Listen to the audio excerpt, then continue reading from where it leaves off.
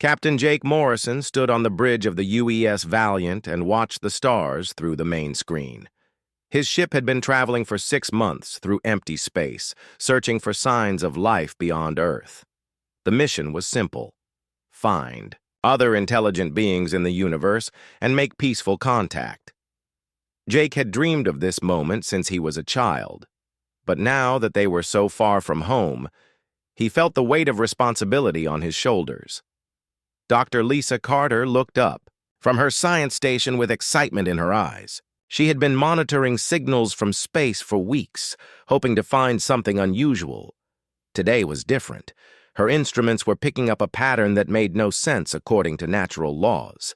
The signal was coming from the fourth planet, in the Kepler 442 system, and it was clearly artificial. Jake walked over to Lisa's station and studied the data on her screen. The signal was made of mathematical sequences that repeated every few hours. It started with simple numbers like 1, 2, 3, then moved to more complex patterns like prime numbers and geometric ratios. Someone or something was trying to communicate using the universal language of mathematics. Commander Ryan Bishop, the ship's tactical officer, joined them at the science station. He was a careful man who always thought about potential dangers before considering opportunities. Ryan studied the signal patterns and frowned. While the mathematics seemed peaceful, he knew that advanced civilizations might use any method to lure unsuspecting visitors into traps. Jake made the decision to change course toward the source of the signal. The Valiant turned slowly through space, its engines pushing them toward what might be humanity's first contact with alien intelligence. The crew worked with quiet efficiency, checking systems and preparing for whatever they might find. Everyone knew they were about to make history. As they approached the fourth planet, Lisa's instruments detected more details about the signal source. It was coming from a massive structure on the planet's surface, something that reached high into the atmosphere like a tower. The structure was made of what appeared to be crystal or glass, and it pulsed with soft blue light in perfect rhythm with the mathematical signals they had been receiving. Jake ordered the ship to enter orbit around the planet. Through the main screen, they could see the alien structure clearly now. It was beautiful beyond anything they had imagined, rising from the surface like a work of art rather than a piece of technology. The crystal tower caught and reflected the light from the system's star, creating patterns that seemed to dance across its surface. Ryan ran deep scans of the planet and the structure, looking for signs of weapons or defensive systems. His instruments showed no immediate threats, but he remained cautious. The technology required to build such a massive structure was far beyond human capabilities, which meant they were dealing with a civilization much more advanced than their own. Dr. Lisa Carter detected movement around the base of the crystal tower. There were structures that looked like buildings, and her sensors picked up life signs that were definitely not human. The beings moved with grace and purpose, going about their daily activities as if a human starship in orbit was nothing unusual. Perhaps they had been expecting visitors. Jake decided to send a response signal to show they had received the mathematical message. Lisa programmed their communications array to send back the same mathematical sequences, followed by some simple Earth mathematics to show they understood. Within minutes, they received a new signal from the planet's surface. This time, the message was more complex. The aliens sent mathematical formulas that described physical constants of the universe, followed by what appeared to be a greeting formula based on peaceful mathematical relationships. Jake felt his heart race as he realized they were having an actual conversation with beings from another world. Commander Ryan Bishop continued monitoring for threats while Jake and Lisa worked on the communication protocols. His scans showed that the planet had a breathable atmosphere and Earth-like gravity. The alien civilization seemed to live in harmony with their natural environment, with their crystal cities blending seamlessly into the landscape. After several hours of mathematical exchanges, the aliens sent coordinates for a landing site near their main city. The message also included what appeared to be an invitation, using mathematical symbols that suggested welcome and friendship.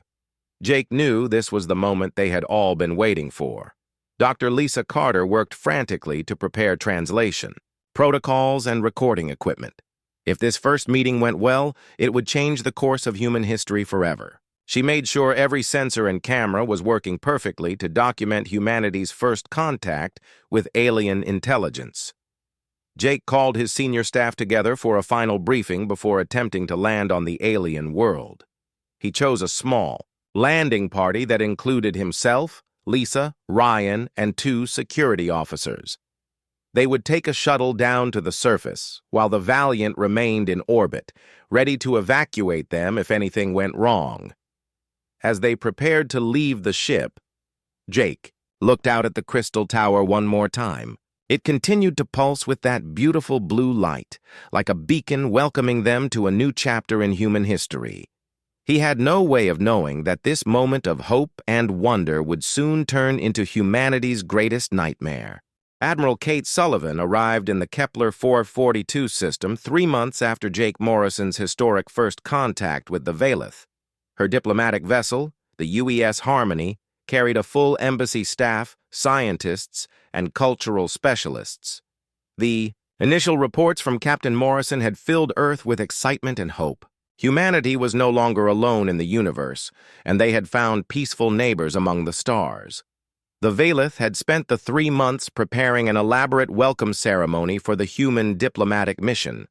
Their crystal cities had been decorated with lights and artistic displays that created beautiful patterns, visible even from orbit. Dr. Alan Torres, the mission's chief xenobiologist, watched through the ship's viewports as they approached the planet. The alien architecture was unlike anything humans had ever imagined, flowing and organic yet clearly advanced beyond Earth's technology. Kate reviewed the reports from the initial contact mission as her ship entered orbit. The Valeth appeared to be a peaceful species that had evolved on a world with lighter gravity and a more stable climate than Earth. They were tall and graceful, with luminescent skin that could change colors to express emotions and thoughts. Their large eyes seemed to radiate kindness and intelligence, and they moved with an almost dance-like quality that was mesmerizing to watch. Lieutenant Commander Helen Brooks, the mission's communications specialist, had worked for months to improve the translation protocols established during first contact. The Valeth language was complex and musical, with meanings that changed based on the color patterns displayed on their skin. Helen had developed new software that could interpret both their spoken words and their color communications in real time. The landing ceremony took place in the central plaza of Valeth Prime's main city. Thousands of aliens had gathered to witness the arrival of the human delegation. Kate stepped off the shuttle onto a platform made of the same crystal material as their towers. The surface felt warm under her feet and seemed to pulse gently with energy. The Valeth leader, who called himself Zephyrin, approached with his arms spread wide in their traditional greeting gesture. Zephyrin spoke in their melodious language, while his skin displayed waves of golden light. Helen's translation device converted his words into English. He welcomed humanity as young siblings who had finally found their way to the family of civilized worlds. He spoke of the loneliness the Valeth had felt, waiting for other species to develop space travel and join them among the stars. Dr. Alan Torres was fascinated by everything he observed about Valeth society. Their technology seemed to be grown rather than built, with living buildings that responded to their inhabitants' needs. Their transportation consisted of platforms that floated silently through the air, guided by the thoughts of their riders. Gardens and natural spaces were integrated into every structure, creating a perfect harmony between civilization and nature. The Valeth explained that they were part of something called the Cosmic Fellowship, an alliance of peaceful species that spanned dozens of star systems. Each member world contributed its unique knowledge and culture to benefit all members of the fellowship. They showed the humans recordings of other alien species, each more fascinating than the last. There were beings of pure energy, aquatic, creatures that lived in the oceans of water worlds, and insect-like species that built vast underground cities. Kate was amazed by the scope of the galactic civilization that the Veleth described. According to Zephyrin, the Fellowship had existed for thousands of years, bringing peace and prosperity to every world that joined. Wars between member species were unknown, and conflicts were resolved through peaceful discussion and compromise. It seemed like a perfect society that humanity could learn from and contribute to. However, the Veleth explained that joining the Fellowship was not automatic. New species had to prove their commitment to peace and their ability to coexist with radically different forms of life. Earth would need to undergo a probationary period during which human representatives would learn about Fellowship values and demonstrate their worthiness to join the galactic community. Helen Brooks worked closely with Veleth linguists and philosophers to understand the deeper meanings behind their concepts of peace and cooperation. The aliens spoke about something they called the harmony of existence, a philosophy that viewed all life as interconnected parts of a greater cosmic consciousness. Violence against any sentient being was considered a violation of this universal harmony. The humans spent weeks learning about Veleth culture and technology. Dr. Torres studied their biological engineering techniques, which allowed them to create living machines that could repair themselves and adapt to changing conditions. Kate attended councils where representatives from different Fellowship worlds discussed issues affecting their civilizations through advanced communication networks that spanned the galaxy. As the cultural exchange continued, the Veleth shared more knowledge about the galaxy beyond their peaceful alliance. They warned about dangerous species that refused to join the Fellowship and continued to wage wars across the stars. These hostile aliens were kept at bay by the combined defensive capabilities of Fellowship worlds, but they remained a constant threat to galactic peace.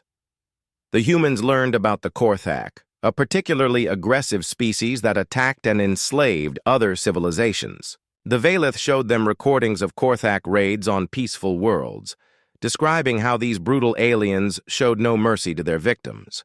The Fellowship had fought several defensive wars against the Korthak over the centuries, always managing to protect their member worlds from invasion. Admiral Sullivan began to understand why the Fellowship required new members to prove their peaceful intentions. With threats like the Korthak in the galaxy, the Alliance could not afford to admit species that might bring violence and conflict into their peaceful society.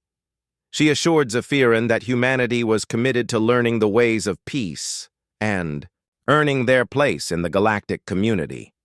Dr. Torres and Helen Brooks compiled detailed reports about everything they learned during their stay on Veleth Prime.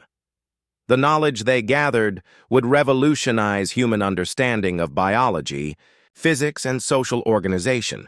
Earth's scientists and philosophers would spend years studying the advanced concepts that the Veleth had shared so generously. As their diplomatic mission neared its end, the Veleth presented humanity with a proposal for the next phase of their relationship. Earth would be allowed to establish a permanent embassy on Veleth Prime, while Veleth observers would visit human space to monitor their progress toward Fellowship membership. The probationary period would last for one standard galactic year, during which both species would work together to prepare humanity for full membership in the cosmic community. Kate accepted the proposal with gratitude and excitement. This was exactly the kind of peaceful cooperation that humanity had hoped to find among the stars. As the UES Harmony prepared to return to Earth with news of the agreement, she watched the crystal towers of Veleth Prime glowing in the light of their star. The future had never looked brighter for the human race. Captain Eric Stone commanded the UES Explorer as it patrolled the outer edges of human space, 6 months into the cultural exchange with the Veleth.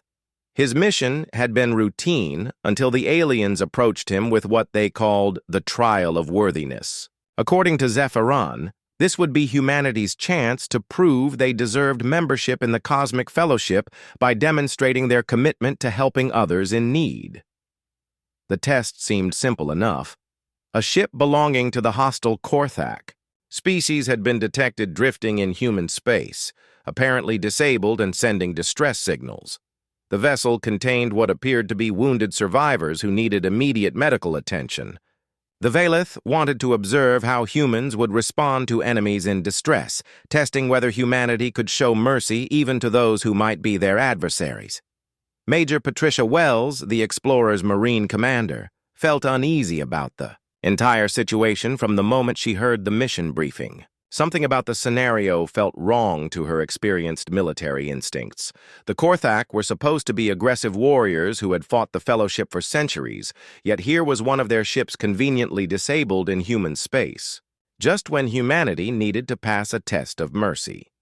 Dr. Chris Martinez, the ship's chief medical officer, prepared his medical bay to treat alien wounded despite having no experience with Korthak physiology. The Valeth had provided basic information about Korthak biology, explaining that they were reptilian creatures with tough scales and redundant organ systems. Chris studied the medical data carefully, wanting to be ready to save lives regardless of which species those lives belonged to. 3 Valeth observers had joined the explorer's crew for this mission, ostensibly to witness humanity's response and report back to the Fellowship Council. Eric noticed that the aliens seemed unusually interested in his ship's defensive capabilities and crew deployment procedures. They asked detailed questions about human military tactics and weapons systems, claiming they needed to understand human methods for their evaluation report. The disabled Korthak vessel was located in a debris field near an asteroid cluster, exactly where the distress signal had indicated. Eric's sensors confirmed that the ship appeared to be dead in space, with minimal power readings and no active weapons signatures. The vessel was larger than the Explorer, but showed obvious signs of damage along its hull. Smoke or vapor was venting from several breach points, adding to the impression of a ship in serious trouble. Major Wells deployed her Marines in full combat gear despite the peaceful nature of their mission. Her instincts told her to prepare for trouble, even though the mission parameters called for a rescue operation. She positioned her troops strategically throughout the Explorer, maintaining security protocols while allowing the medical team to prepare for incoming casualties. Dr. Martinez and his medical team stood ready in the shuttle bay as Eric maneuvered the Explorer closer to the Korthak vessel. The plan was to dock with the damaged ship and evacuate any survivors to the Explorer's medical facilities. Chris had prepared treatment areas for multiple patients, working with the limited information the Valeth had provided about Korthak physiology and medical needs. As the Explorer approached the docking position, Eric's tactical officer reported strange energy readings from inside the supposedly disabled vessel. The power signatures were inconsistent with a ship that had suffered catastrophic damage.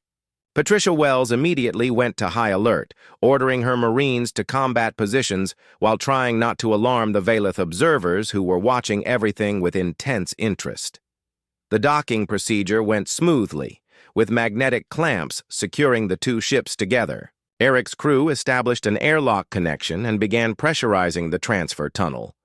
Dr. Martinez led his medical team toward the airlock, carrying emergency equipment and prepared to treat whatever injuries they might find among the Korthak survivors. When the airlock doors opened, the first thing that emerged was not a wounded alien, but a fully armed Korthak warrior in combat armor. The reptilian creature was nearly 8 feet tall, covered in natural scales that had been reinforced with metal plating. Its eyes glowed with predatory intelligence as it raised a weapon that looked like a combination of rifle and energy cannon. Major. Wells reacted instantly, shouting warnings to her Marines as more Korthak warriors poured through the airlock. The corridor erupted in weapons fire as the aliens opened fire on the surprised humans. Dr. Martinez barely escaped with his life, diving behind a bulkhead as energy bolts scorched the air where he had been standing. The medical equipment scattered across the deck as his team scrambled for cover. Eric realized immediately that this was no rescue mission, but a carefully planned ambush. The Korthak ship had been fully operational and filled with warriors, rather than wounded survivors. Worse yet, the Valeth observers were not showing surprise or alarm at this turn of events. Instead, they watched the battle with cold satisfaction, as if everything was proceeding exactly according to plan. The truth hit Eric like a physical blow. The Violeth had not arranged this test to evaluate human mercy and compassion. They had set up an ambush using their supposed enemies, the Korthak, as willing partners in deception. The entire scenario had been designed to weaken or destroy the explorer, while the Valeth observers gathered intelligence about human combat capabilities and weaknesses. Patricia Wells fought desperately to organize her Marines against the Korthak. Assault. The reptilian warriors were bigger and stronger than humans, armed with advanced energy weapons that could punch through standard body armor. However, the Marines had the advantage of fighting on their own ship, with knowledge of every corridor and access panel. They used this familiarity to mount an effective defense despite being caught off guard. Dr. Martinez found himself trapped in a medical bay that had become a battleground. Korthak warriors swept through the area, destroying equipment and killing any humans they encountered. Chris managed to reach an emergency communicator and send a warning message to other human ships in the area, alerting them that the Valeth could not be trusted and that more attacks might be coming. The Valeth observers revealed their true nature as the battle raged around them. Their peaceful, graceful demeanor vanished, replaced by cold efficiency, as they began downloading data from the explorer's computer systems. They moved through the ship with practiced ease, clearly familiar with the layout, despite claiming this was their first time aboard a human vessel. Eric fought his way toward the bridge, determined to get a warning message back to Earth before his ship was lost. The Korthak were systematically taking control of key areas, working with military precision that suggested they had studied human ship designs extensively. The attack was too well coordinated to be improvised, proving that the Valeth and Korthak had been planning this betrayal for months. Major Wells made a desperate decision to overload the explorer's reactor rather than let the ship fall into enemy hands. She fought her way to the engineering section, battling Korthak warriors while trying to reach the reactor controls. The countdown to overload would give the surviving crew members time to escape in shuttles while destroying any intelligence. The enemies might have gathered. As explosions rocked the explorer, one small shuttle managed to break free from the dying ship. Commander Danny Pierce, Eric's executive officer, had gathered a handful of survivors and was racing back toward human space with proof of the Valeth betrayal. The shuttle's communication systems had recorded everything, including the aliens' true behavior during the ambush. The explorer died in a ball of fire and radiation, taking with it most of the crew and any evidence the Valeth and Korthak might have wanted to steal. But Danny Pierce's shuttle carried something more valuable than any military intelligence: the truth about humanity's supposed friends among the stars. Commander Danny Pierce brought his damaged shuttle into Earth's solar system with news that would shatter humanity's dreams of peaceful coexistence among the stars. His ship's communication systems contained recordings that proved the Valeth were not the gentle, peaceful beings they pretended to be. Instead, they were predators who had spent months studying human weaknesses while planning humanity's destruction. The recordings showed everything. Valeth observers watching with cold satisfaction as Korthak warriors slaughtered human crew members, the aliens downloading military data from the explorer's computers, and most damning of all, communications between the supposed enemies revealing that the Korthak were actually servants of the Valeth Empire. The entire cosmic fellowship was a lie designed to lure unsuspecting species into traps. Admiral Ross Palmer, head of Earth Defense Command, gathered his senior staff to review Danny's evidence. The recordings revealed the horrible truth about the Valeth's methods. They would approach emerging civilizations with offers of friendship and membership in their galactic alliance. During the cultural exchange period, they would study the new species thoroughly, learning about their technology, military capabilities, and social structures. Captain Samantha Gray, Earth's top strategic planner, analyzed the pattern that the recordings revealed.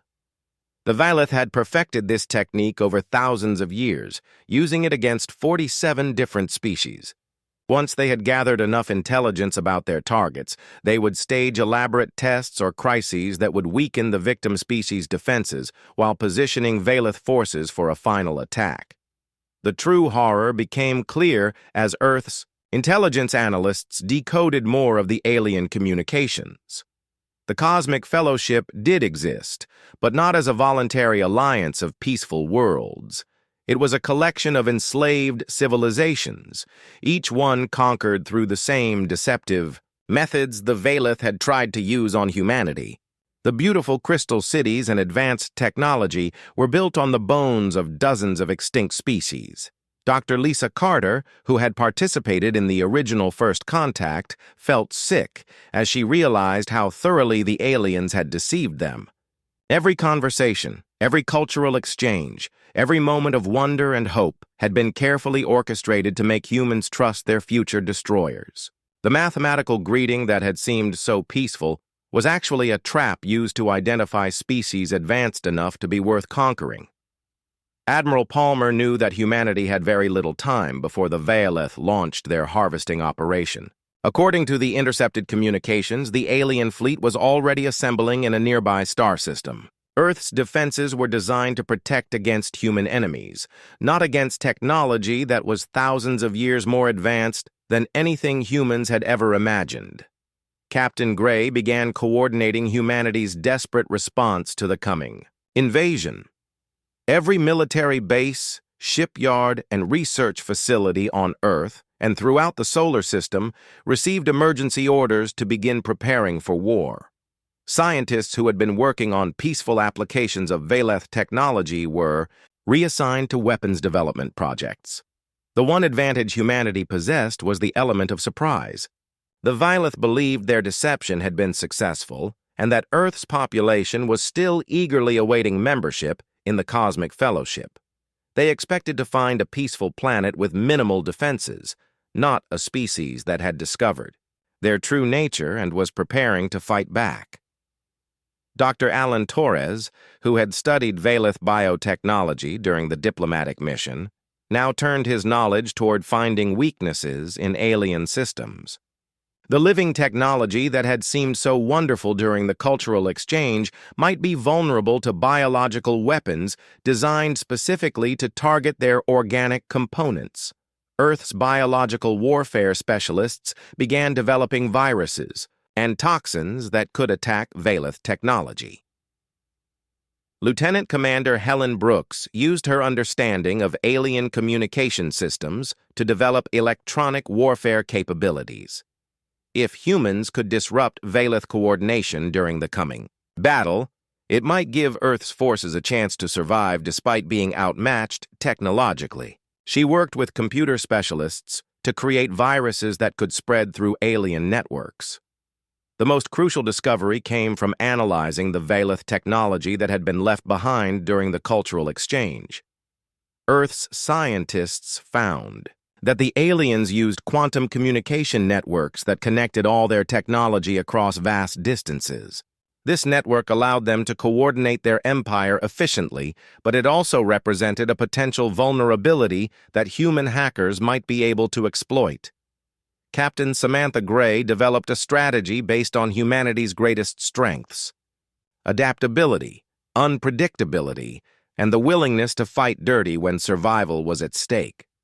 The Valeth had studied human military tactics during their deception, but they had only seen the disciplined, professional side of human warfare. They had never encountered humans fighting for their species' survival. Earth's industrial capacity was pushed to its absolute limits as factories began producing weapons and defensive systems around the clock. Civilian ships were converted into military vessels, equipped with whatever weapons could be manufactured in the time available. Every human settlement in the solar system began building fortifications and training militia units. Admiral Palmer made the difficult decision to share the truth about the Valeth threat with Earth's entire population. Humanity deserved to know what was coming and have the chance to prepare for the fight of their lives.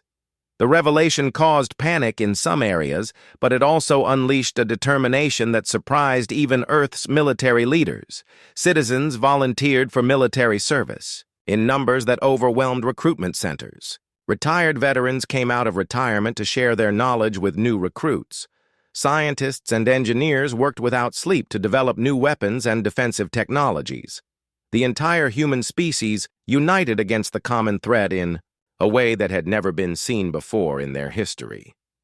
The recordings from the explorer also revealed details about the Veileth harvesting process. The aliens would strip conquered worlds of all useful resources, technology, and population. Surviving members of defeated species would be enslaved and forced to serve the Veileth Empire in various capacities. Entire civilizations would be reduced to nothing more than footnotes in alien historical records. Dr. Lisa Carter led a team of scientists in developing countermeasures against Veileth technology. They reverse-engineered alien devices to understand how they functioned, then designed weapons specifically to exploit the weaknesses they discovered. The crystal technology that had seemed so beautiful now became the target of sophisticated electronic warfare systems. As Earth's preparations intensified, long-range sensors detected the approach of the Veileth harvesting fleet. The alien armada was massive, containing hundreds of ships designed for conquest and occupation. Each vessel was larger and more advanced than anything in Earth's navy, armed with weapons that could destroy cities and protected by shields that seemed impenetrable. Captain Gray realized that conventional military tactics would be useless against such overwhelming force. Humanity would need to rely on guerrilla warfare, asymmetric attacks, and the kind of desperate improvisation that had made humans successful throughout their history. The coming battle would not be won through superior technology or firepower, but through the uniquely human ability to adapt and survive against impossible odds. The Veileth fleet entered the solar system expecting to find a defenseless world, populated by grateful future slaves. Instead, they found a species that had learned the truth about their supposed friends among the stars. Humanity was ready to show these ancient predators that some prey fought back with teeth and claws of their own. The Veileth harvesting fleet emerged from faster-than-light travel at the edge of Earth's solar system, expecting to find a peaceful world ready for conquest. Instead, they encountered a defensive network that had been built with desperate efficiency. During the few weeks of warning humanity had received, Admiral Ross Palmer watched from Earth Defense Command as hundreds of alien ships appeared on his tactical displays, each one larger and more advanced than anything in the human fleet. Colonel Ben Parker led the first wave of human fighters toward the approaching enemy armada. His squadron consisted of ships that had been retrofitted with reverse-engineered Veileth technology and equipped with weapons designed specifically to exploit alien weaknesses. The fighters were smaller and less powerful than Veileth vessels, but they had one crucial advantage. They were piloted by humans who knew they were fighting for the survival of their entire species. The initial contact between the fleets revealed the true nature of human warfare to an enemy that had never encountered anything like it. The Veileth had studied human military tactics during their deception, but they had only observed the disciplined, professional conduct of Earth's regular forces. They were unprepared for the savage desperation of humans fighting to protect their homeworld and everything they held dear. Dr. Amy Foster had spent weeks developing computer viruses specifically designed to attack Veileth systems. Her weapons were not made of metal or energy, but of malicious code that could spread through the alien quantum communication networks. As the battle began, Amy launched her digital assault against the enemy fleet, sending viruses that would disrupt their coordination and turn their own technology against them. The Veileth fleet commander, a being called Nexarch Vorthak, initially dismissed the human resistance as the futile struggle of a primitive species. His forces had conquered 47 other civilizations using the same methods, and none had ever mounted effective resistance once the harvesting began. He ordered his ships to deploy in standard formation and begin the systematic destruction of human defenses. Lieutenant Nicole Wright piloted an experimental fighter that had been equipped with the most advanced stealth technology Earth could produce. Her mission was considered suicide: penetrate the enemy fleet's defenses and deliver a specialized virus directly to their command ship. Nicole knew she would not survive the mission, but she also knew that her sacrifice might give humanity a chance to win the impossible war. The space around Earth became a battlefield unlike anything the galaxy had ever seen. Human fighters swarmed around massive Valith warships like angry insects, using hit-and-run tactics to avoid the aliens' superior firepower. Earth's defensive satellites launched swarms of guided missiles while orbital weapon platforms focused. Concentrated fire on enemy weak points identified during the intelligence analysis. Colonel Parker's squadron engaged a Valith cruiser that was 3 times the size of their largest ship. Instead of attempting a conventional attack, the human fighters split into multiple groups and attacked from different angles simultaneously. They used tactics borrowed from Earth's military history: wolfpack strategies, kamikaze attacks, and coordinated strikes that confused the alien targeting systems. The Valith began to realize that human warfare was unlike anything in their experience. Other species they had conquered fought according to logical patterns that could be predicted and countered. Humans seemed to embrace chaos and unpredictability, making tactical decisions that violated everything the aliens understood about rational military strategy. Dr. Foster's computer viruses began to take effect throughout the enemy fleet. Valith ships found their weapons systems turning against their own allies, their navigation computers sending them into collision courses, and their communication networks filled with corrupting data. The aliens' greatest strength, their interconnected technology, became a vulnerability as the human malware spread like wildfire through their systems. Lieutenant Wright's stealth fighter managed to penetrate deep into the enemy formation without being detected. Her ship's hull was covered with materials that absorbed scanner beams and disrupted targeting sensors. As she approached the massive Valith command ship, Nicole prepared to complete her mission, knowing that she would die in the process. The alien command vessel was a kilometer-long crystalline structure that pulsed with the same blue light as the towers on Valith Prime. It served as the coordination center for the entire harvesting fleet, processing information from hundreds of ships and directing their combined assault on Earth's defenses. If Nicole could deliver her virus to this central hub, it might cripple the entire enemy force. Nexarch Vorthak watched the battle from his command chamber with growing concern. The human resistance was proving far more effective than any previous species had managed. His ships were being destroyed by seemingly random attacks that defied military logic, while their communication systems were being corrupted by some form of technological plague that his engineers could not stop. Nicole's fighter slipped through the command ship's defensive screens and attached itself to the hull like a parasite. She activated the virus delivery system, which began cutting through the alien hull with molecular-level precision. The specialized malware she carried was designed not just to disrupt Valith technology, but to learn and adapt as it spread through their networks. The virus that Lieutenant Wright delivered was unlike anything the Valith had ever encountered. It carried within its code something that no alien species had ever possessed: human rage translated into pure data. The malware did not just attack Valith systems, it infected them with the fury of a species that refused to be enslaved or destroyed. As the virus spread through the command ship's systems, it began transmitting itself to every other vessel in the fleet through their quantum communication network. The infection carried with it something the Valith found incomprehensible: the concept of fighting for freedom rather than survival. The malware began awakening suppressed communication channels to other enslaved worlds in the Valith Empire.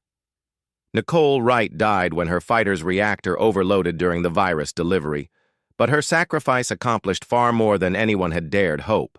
The malware she had delivered began spreading beyond the harvesting fleet, traveling through Valith networks to reach every world in their empire. For the first time in thousands of years, the enslaved species of the Cosmic Fellowship learned the truth about their captivity. Colonel Parker's remaining fighters pressed their attack against the increasingly disorganized Valeth fleet. The alien ships were losing coordination as their command networks failed, making them vulnerable to the swarming tactics that human pilots had perfected. Earth's defenders began to realize that they might actually have a chance to win this impossible battle. Dr. Foster monitored the spread of the virus through Valeth networks with amazement. The malware had evolved beyond her original programming, becoming something that seemed almost alive in its determination to destroy the alien empire. It was not just corrupting data, it was freeing the minds of enslaved species across dozens of star systems. The battle for Earth was becoming something much larger than a simple planetary defense. Nicole Wright's virus had turned the conflict into a galaxy-wide revolution as enslaved worlds began to rise up against their Valeth masters. The harvesting fleet found itself fighting not just humanity, but an entire network of species that had suddenly remembered what freedom meant. The war that followed Lieutenant Nicole Wright's sacrifice lasted 3 years and ended not with humanity's defeat, but with the complete collapse of the Valeth Empire. The virus she had delivered spread through alien networks like wildfire, awakening enslaved species across dozens of star systems to the truth of their captivity. What began as Earth's desperate fight for survival became a galaxy-wide revolution that would reshape the balance of power among the stars.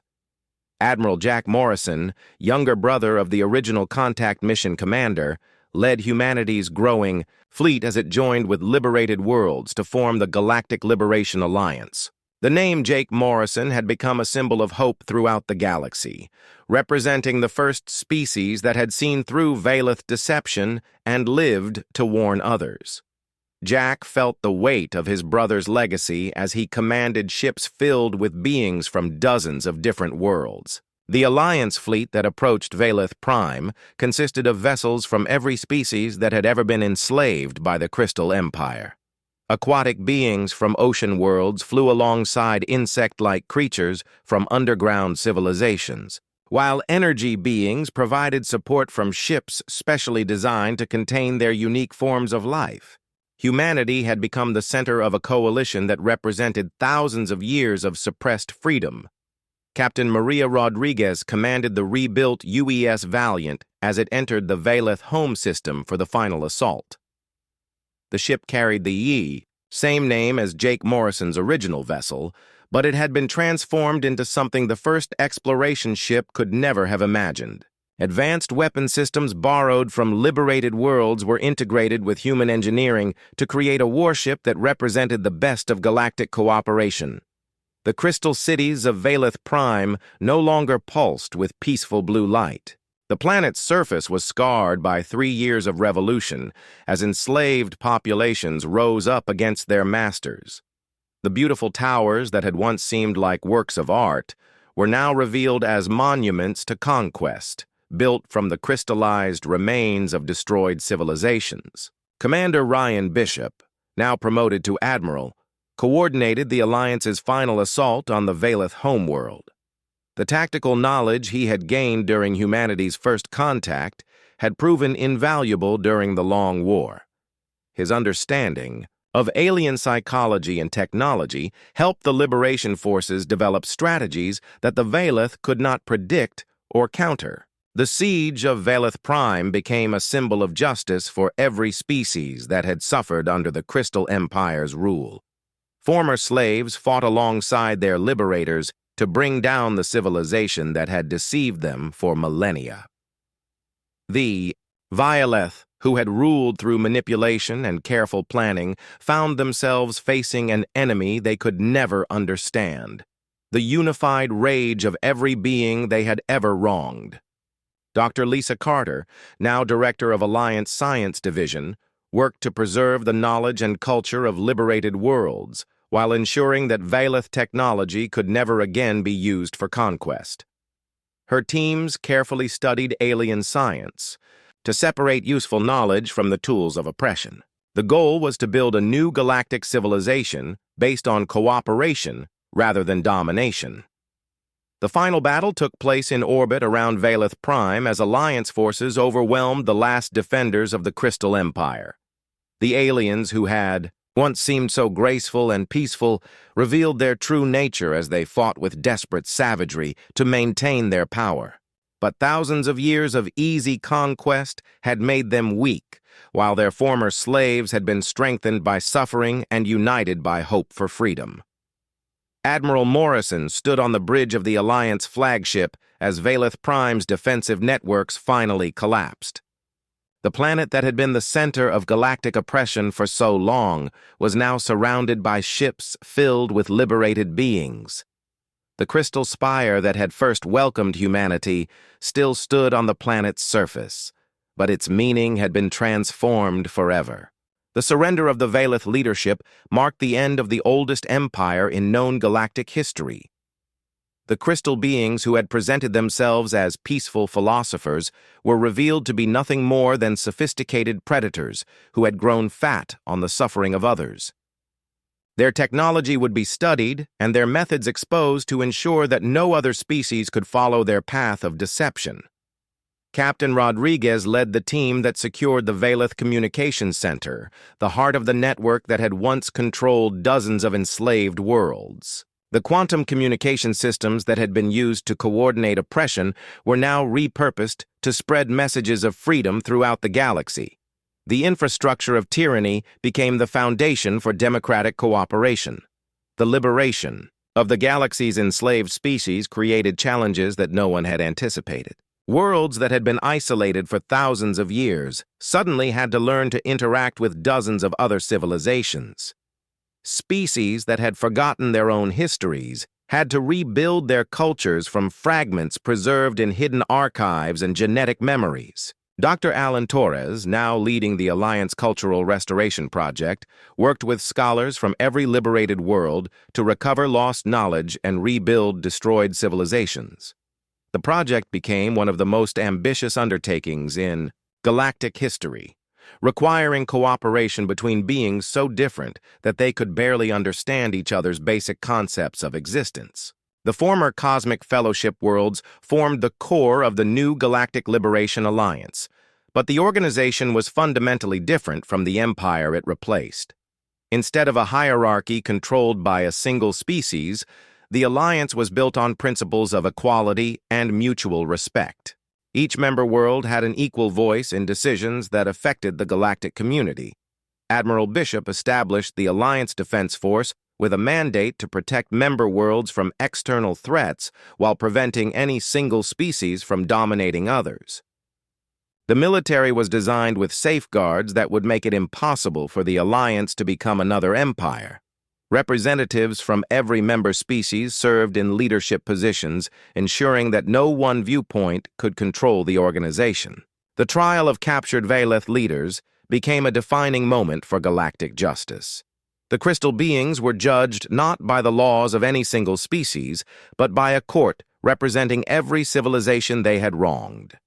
The proceedings revealed the full scope of Valeth crimes, 47 extinct species, billions of enslaved beings, and countless worlds stripped of their natural resources. The crystal spire that had first broadcast mathematical greetings to humanity was converted into a memorial for all the species that had been destroyed by Valeth deception. The structure's quantum communication systems now transmitted a different message, one written by the liberated peoples of the galaxy. The memorial served as a warning to future generations about the dangers of trusting those who offered easy solutions to complex problems. Captain Rodriguez participated in the ceremony that officially established the Galactic Liberation Alliance as a permanent organization.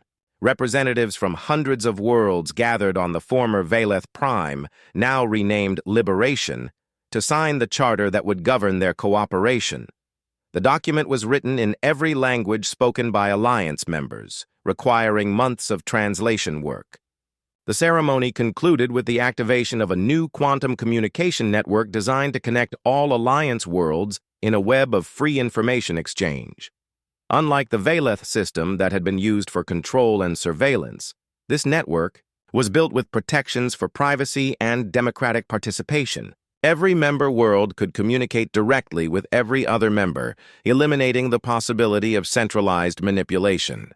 The message that now broadcast from the Crystal Spire reached every corner of the galaxy, carried by quantum signals that traveled faster than light itself. The words were simple but powerful, representing the hopes and dreams of countless beings who had finally found freedom among the stars. The memorial inscription read, "Here fell the last empire built on lies. Here began the age of fire and steel, where freedom burns eternal among the stars."